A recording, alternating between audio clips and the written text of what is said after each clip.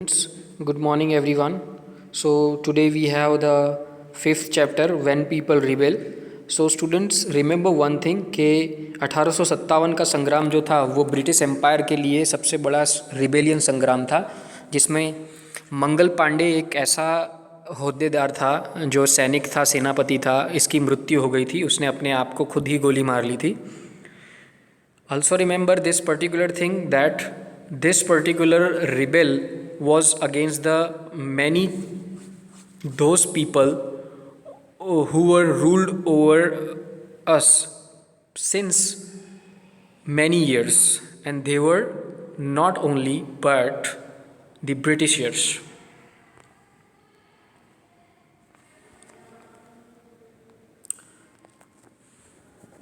So what kind of policies were there? We have that tendency that we need to justify one particular thing in all the time, and we have this particular specific thing in our gentle mind, and when we assess that particular thing in our mind, we come to realize that okay, because of such these factors and characteristics, this particular features and this assessment is going on, that's why this result is this kind of consequences. So what type of consequences were there?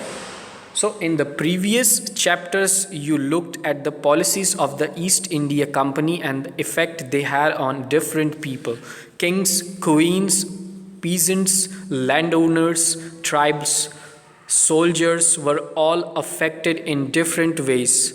You have also seen how people resist policies and actions that harm their interest or go against their sentiments. Nawab lose their power. तो नवाबों के हाथों में से सत्ता चली गई. होता क्या है कि इंडियन के जो राजा थे, हुमायूं, अकबर, जहांगीर, शाहजहां, औरंगज़ेब, इनके बाद जब ब्रिटिश सत्ता भारत में आई तो ब्रिटिश सत्ता में ये लोगों को अपनी सत्ता गंवानी पड़ी, क्योंकि वहाँ पे प्लासी का युद्ध हुआ. प्लासी के युद्ध के दौरान मीर सिराजुद्दौला जो बंगाल के नवाब थे, उन्हें हरा दिया गया और उनको मार दिया गया. तो उनके जो सेनापति थे मीर जाफ़र, उन्हें गादी पे बैठाया गया. वो जब गादी पे आए उसके बाद उनकी कुछ अपेक्षाएं बढ़ने लगीं, तो मीर जाफ़र को गद्दी पे से हटा के उनके जमाई मीर कासिम को गद्दी पे बैठा दिया गया. अब मीर कासिम भी बहुत सारे महत्वाकांक्षी थे, तो क्या हुआ कि वापस से मीर जाफ़र को गद्दी पे लाया गया, और इसी दौरान मीर कासिम को ये बातें कुछ हजम नहीं हुई और उन्होंने ये बातों को लेके फिर से रिबेल किया, जो बक्सर के युद्ध से जाना जाता है. तो बक्सर के युद्ध की जब बात आती है, then at that time we have to remember Robert Clive, जो प्लासी के युद्ध में सेनापति था. But when it comes to about Buxar, the battle of Buxar, then Cornwallis were the senapati.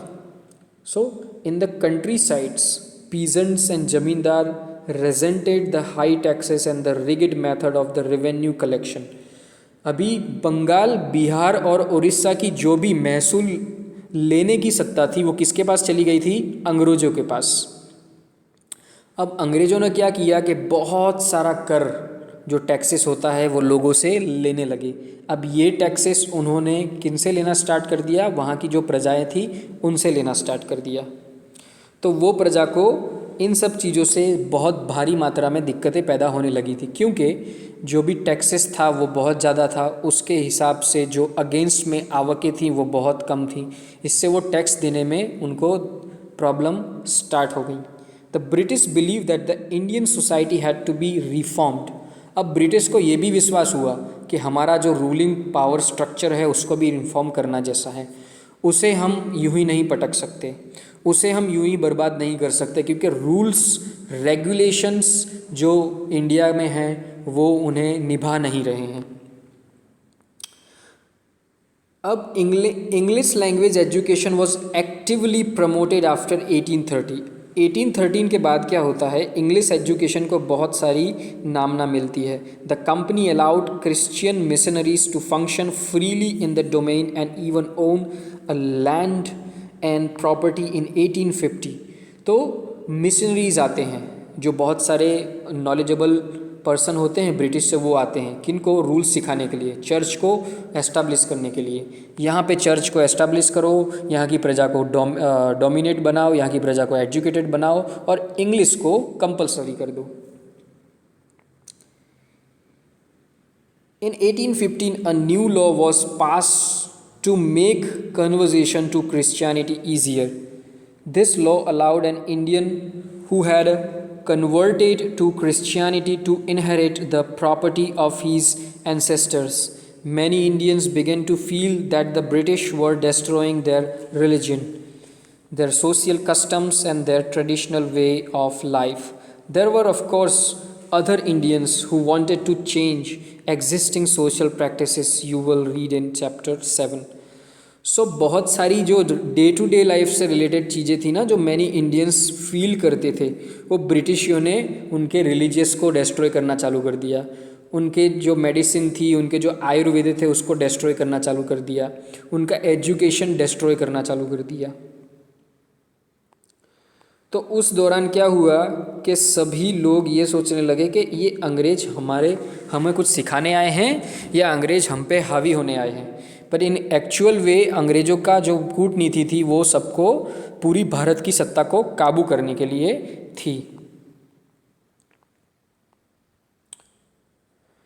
अब म्यूटिनिटी becomes a popular rebellion. Though struggle between rulers and the ruled are not unusual. एक दो struggles होती हैं जब कोई हम पे शासन करता है, उस दौरान एक शासक की और एक शासनकर्ता की, और जो शासन जिस पे हो रहा है उस हमेशा अनयूजुअल होते हैं। Sometimes such struggles become quite